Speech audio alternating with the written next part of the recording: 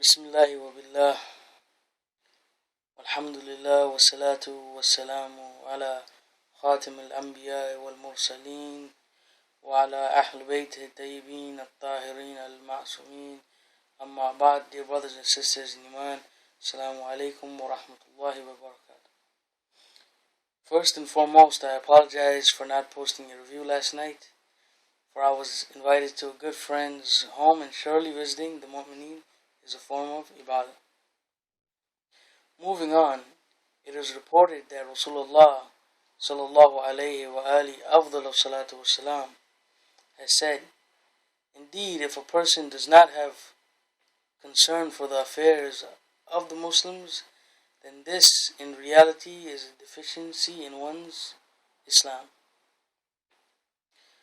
So knowing, caring, being aware of the problems and issues facing the Islamic Ummah is a fundamental duty of all Muslims.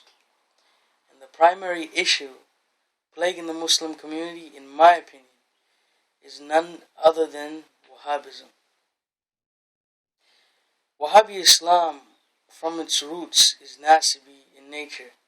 It is a creed that opposes God, the Almighty, and His Messenger. Thus, it is compulsory on all Shia Muslims to do tabarra against. How can one do tabarra? Disassociate from Wahhabism?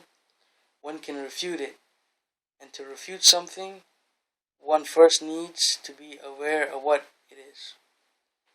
Therefore, I have chosen two books on the topic of Wahhabism, of which one I will review today, and the other which I will review tomorrow.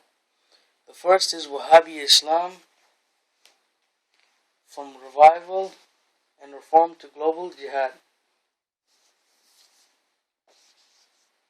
And tomorrow I will review this book, Wahhabism, a Critical Essay.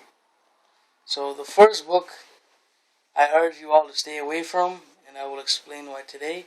And the second book I encourage you all to obtain, which I will discuss tomorrow, inshallah. Anyways, this book, written by Natana Delong-Bas, is funded and supported by the Saudi royal family, as stated by the author herself in the preface. She says,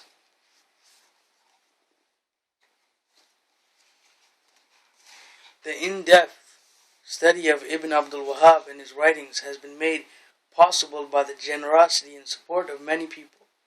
Thanks are due to Faisal bin Salman, Abdullah S. Al-Uthaymin, and Dr. Fahad As-Samari, director of the King Abdulaziz Foundation for Research and Archives in Riyadh, Saudi Arabia, for making the full corpus of Muhammad ibn Abdul Wahhab's work available to me and to the Center of Muslim Christian Understanding and the Department of History at Georgetown University, the American Historical Association, and the King Abdulaziz Foundation for Research and Archives for their financial support."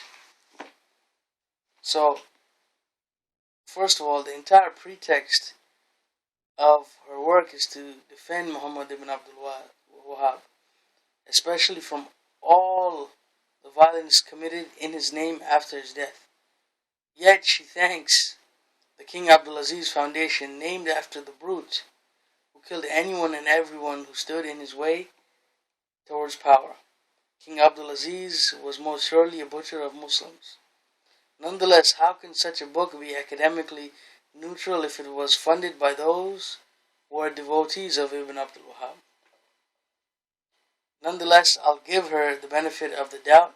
She may have been in an extreme state of poverty. Otherwise, no true academic would accept money from the Saudis to write such a book. On page 14,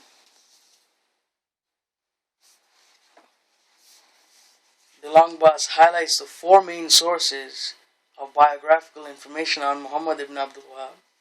The first is contemporary chronicles written by his supporters, the most important of whom were Hussein ibn Ghanam and Uthman ibn Bashir. The second, polemical works written by his opponents, the most important of whom was Ahmad bin Zaini Dehlan. The third, accounts written by Western travelers to Arabia, and fourth is Ibn Abdul Wahhab's own written works.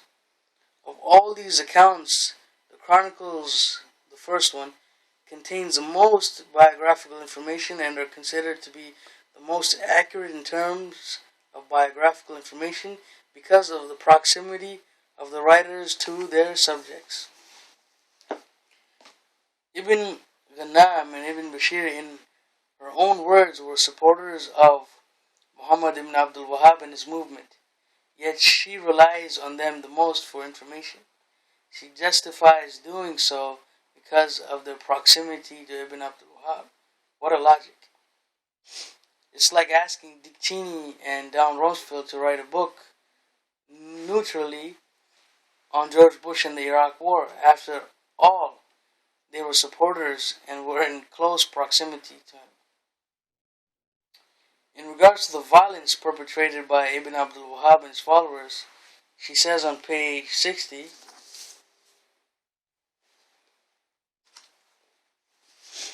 he noted that this failure to believe in monotheism ultimately makes the Mushrikun, aka Shias and other groups, liable to being fought by true Muslims according to the example of Muhammad. Otherwise, it is important to note again that such a military engagement is neither required nor a foregone conclusion.